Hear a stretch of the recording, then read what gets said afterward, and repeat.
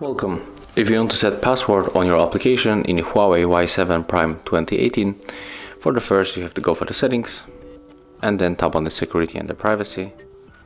Go for the app lock, and right now we have to create your new password.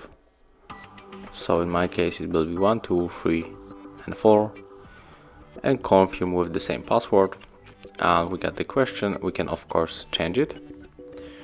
So for example, we can select our childhood idol, and of course it was the Justin Bieber.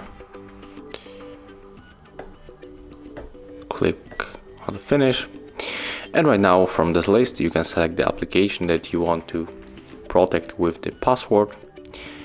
So for example, you can pick the Facebook, and right now let's check how it works.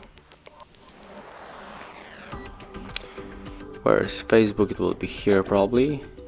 Okay, I turn on the booking, but let's click on the Facebook, and yes, right now to enter the Facebook we have to input our code.